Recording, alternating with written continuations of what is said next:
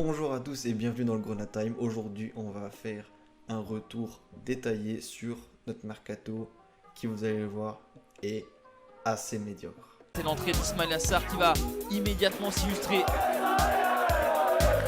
là, on est déjà à 3, je peux vous dire 3. Et ça m'énerve. Ça m'énerve. Le titre de champion est fêté dignement à Saint-Symphorien.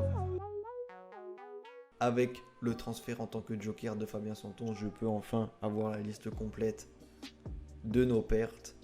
Et c'est pas joli à voir. Donc en départ libre, on a Cannabik, Opa Nguet, Nicolas Depréville, David Oberhauser, Vincent Pajot, Ibrahim Amadou, Thomas Delaine et Farid Boulaya. Sur ces 8 joueurs qui sont partis libres, j'en retiens 3 où c'est assez dommage de ne pas avoir prolongé l'aventure.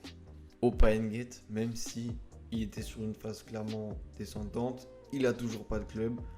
C'est dommage de ne pas lui avoir proposé. Je sais pas si c'est nous qui lui avons pas proposé une prolongation ou lui ou une volonté de partir du club, mais je trouve ça dommage.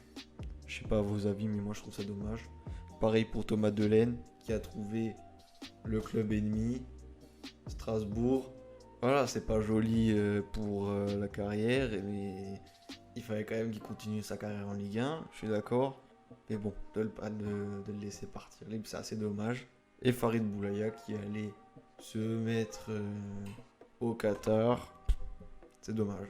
Pour quelqu'un qui pouvait prétendre à une plus grande ambition sportive, c'est dommage. Après en Ligue 2, je sais pas si ça aurait été un plus pour lui. Enfin, continuer en Ligue 2, je sais vraiment pas, ça aurait certainement pas été un plus pour lui, mais c'est dommage. 3 joueurs sont partis à Serein, dont Wagner. On espère qu'il va progresser, avoir du temps de jeu et retrouver son rythme qu'il avait à Nancy. Et 2 joueurs sont partis en prêt, Yad et Chipembe, ce qui est une très bonne chose. Vraiment, c'est les prêts de jeunes joueurs qui ne peuvent que progresser et qui ne vont justement pas nous pénaliser si on les utilise. On n'encourt aucun risque, ils vont progresser et on va les récupérer à un niveau meilleur qu'ils étaient auparavant. Nickel, sur ça, là, je valide à 100%. Mais ça fait quand même 8 joueurs qui partent libres. Et après les prêts, on n'en parle pas, mais 8 joueurs qui partent libres. Et maintenant, pour ce qui est des transferts. William Wilkelbrensis qui part à Hambourg pour 700 000. Lenny Lacroix qui part au Benfica pour 1 million. Dylan Brown qui part à la Salernitana pour 1 million. 111 qui nous a fait un cinéma, qui a laissé traîner les pieds sur la pelouse, qui a eu une réaction absolument pas professionnelle. Même si tu veux partir, certes, tu pars, on le comprend bien, mais reste professionnel, ce qui n'a pas été le cas. Tout ça pour 4 malheureux millions, alors que la saison dernière il en valait au moins 10, et la saison d'encore avant, au moins 15. Je comprends pas trop, surtout que c'est en joker, moi je pense qu'on aurait pu en tirer un peu plus. Mais bon, voilà, au moins on se débarrasse de quelqu'un qui ne veut pas être là. Tant mieux. C'est dommage, parce qu'on avait une belle image de toi, tu gâches tout, dommage. Et Boubacar Traoré qui part en prêt payant à Wolverhampton, ce qui nous fait 2 millions, et on récupérera une option d'achat obligatoire à hauteur de 11 millions. Donc en tout 13 millions, ça, très bonne affaire, franchement très bonne affaire. Et enfin, un cas très négatif, celui de Kiki Kouyaté, qui n'est pas parti. Donc en tout, si on fait les comptes, on a 18 joueurs qui sont partis, 8 libres. Certes, ils n'étaient pas tous indispensables, mais bon, quand on voit que aujourd'hui, en défense centrale, on n'a que 3 défenseurs titulaires, c'est pas possible. On a une profondeur de banc quasi inexistante. Pareil pour les milieux, mais c'est surtout en défense que c'est criant. Enfin bref, 5 joueurs en prêt et 5 avec une indemnité de transfert. Donc si on totalise tout ça en indemnité de transfert, ça nous fait 19,7 millions d'euros amassés avec de la masse salariale en moins, ce qui est très bien, parce que quand tu as des gros salaires comme 111 ou Braun, ça libère de la masse salariale. Mais après, Braun, c'est assez dommage, étant donné que c'est notre capitaine. Mais bref, on va pas s'étaler. Si on fait le bilan avec 18 joueurs qui sont partis, dont 8 libres, c'est assez inquiétant, étant donné que dans notre équipe titulaire, dans notre groupe, on n'a que 7 défenseurs pour une défense à 4. Ce qui fait qu'on n'a que 3 défenseurs. Ça veut dire que même de base, on n'a pas les doublures pour chaque poste. Santos part très bien. Kofi Kouao se retrouve seul.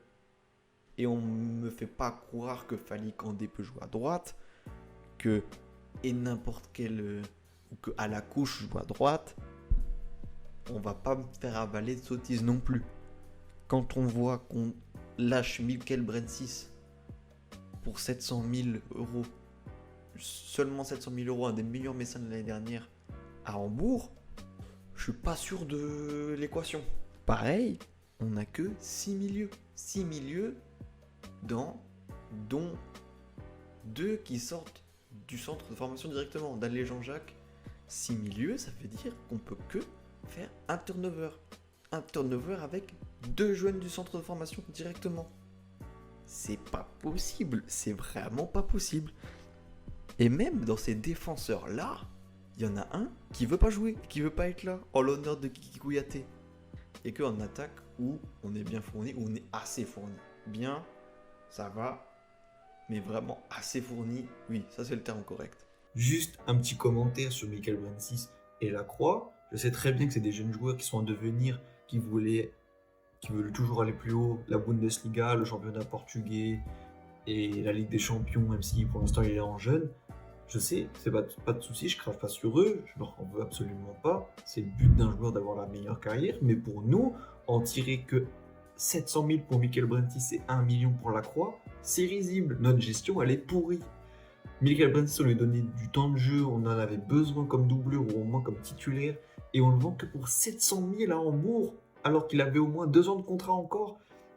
C'est risible, c'est n'importe quoi, notre gestion elle est pourrie, et donc lui, on n'aurait même pas dû le transférer, à part s'il voulait vraiment partir, mais dans ce cas-là, on en demande quand même, parce que je veux bien qu'on lâche nos joueurs et qu'on soit un club familial où on n'empêche pas les joueurs, pas de souci, on doit le rester, mais au moins on doit demander à Hambourg une somme décente. C'est un des meilleurs mécènes de l'année dernière. Et Lacroix, on lui donne pas assez de temps de jeu, ok, mais quand on voit que c'était un crack qui était demandé par Barcelone, qui était demandé par la Juventus avant qu'il signe pro, on peut pas le vendre pour 1 million seulement. Ou alors on le met en prêt, ou 1 million c'est trop peu. Même si on lui donnait pas le temps de jeu, alors c'est notre gestion qui est pourrie.